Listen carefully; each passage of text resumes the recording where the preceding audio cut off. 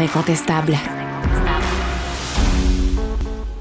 Est-ce que vous allez en vacances aux États-Unis, vous autres? On sait à quel point, notamment, le Maine est très populaire.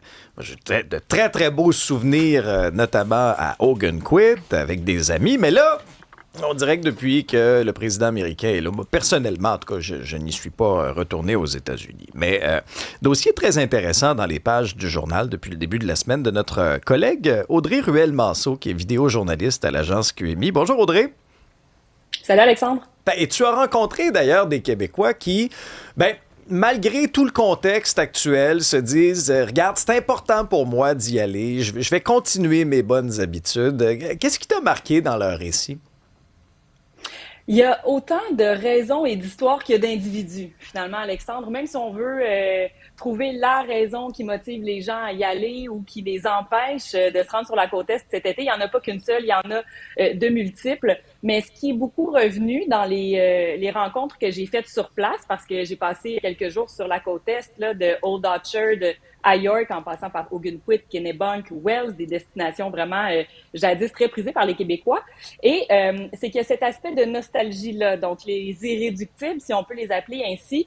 C'est beaucoup des gens qui ont une habitude implantée depuis des années, voire des décennies de génération en génération. Et pour eux, la côte Est, c'est les vacances et ils ne voient pas d'autres options, c'est-à-dire que la nostalgie l'emporte. Donc ça, j'en ai croisé énormément. Pour d'autres, c'est la proximité pour se rendre à la mer, donc quelques 5-6 heures de route et on est rendu au bord de l'océan. Donc, je dirais que c'est pas mal les deux facteurs qui sont le plus souvent revenus dans les motivations des Québécois sur place. Bon. Tu as discuté aussi avec des gens de l'industrie touristique, que ce soit des gens qui ont des petits hôtels, des petits gîtes, des commerces, quoi que ce soit. Ils se désolent là, de voir beaucoup moins de Québécois cette année, là. Oui, ça fait une différence parce que, bon, il y a les chiffres qui l'ont démontré. Déjà, on savait l'an dernier une chute de 30% des Canadiens à la frontière. Cette année, ça a remonté, mais vraiment légèrement. Au printemps, 9% de plus, mais du 30% qui avait été perdu. Et en juin, seulement 3%. Donc, ça paraît. Il y a eu beaucoup de commentaires de gens sur les réseaux et tout ça qui disaient « Ouais, mais moi, je suis là dans le Maine, il y en a plein des Québécois, j'entends parler français partout. » Ce que j'ai pu constater en me promenant, j'ai fait à peu près 1000 kilomètres là, dans mes quelques jours, c'est que c'est très inégal.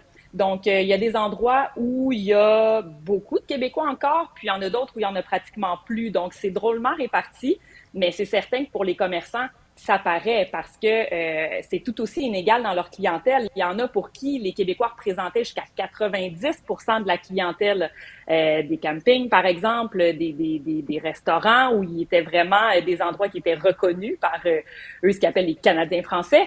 Donc, pour eux, ça fait très mal. On m'a dit qu'il y a des entreprises qui avaient fermé, d'autres qui attendaient la fin de cette saison-ci pour pouvoir déterminer leur sort dans l'avenir. Donc, c'est sûr que pour les plus petits commerces, ça se fait très bien sentir, c'est pas un mythe.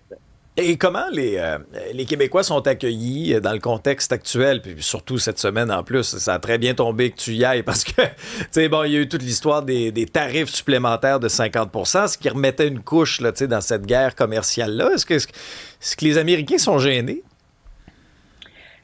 Je dirais que la plupart de ceux à qui j'ai parlé, oui. C'est sûr que la politique, c'est un sujet qui est sensible, encore plus maintenant.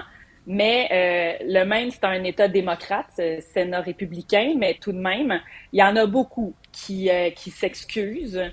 Les Québécois sont bien accueillis, c'est sûr, oui, ils représentent des revenus, mais il y a beaucoup d'Américains qui sont, la moitié en fait, qui sont très mal à l'aise, qui sont en colère contre leur président. J'ai entendu des choses que je ne peux même pas répéter dans ce qu'on lui souhaite. Donc, c'est certain que pour eux, on m'a dit si on pouvait, on partirait du pays. On vous comprend de pas venir. On vous en veut pas. On ferait la même chose. Vous avez l'option d'être ailleurs qu'aux États-Unis. Nous, on l'a pas cette option-là. Donc, si vous pouvez rester au Canada, faites-le. Si on pouvait, on déménagerait nous. Ça, c'est vraiment des choses que j'ai réellement entendues. Ce qu'on m'a dit aussi, c'est sachez qu'on vous accueille ici bras ouverts. Quand vous serez prêts à revenir, on sera là. On vous attend. On vous aime d'amour. L'histoire des Québécois et de certains commerçants du Maine, ça dure parfois depuis des années, des décennies, des clients réguliers qui reviennent et qui reviennent année après année. Donc, c'est vraiment ce que j'ai senti en parlant à des dizaines de personnes sur place.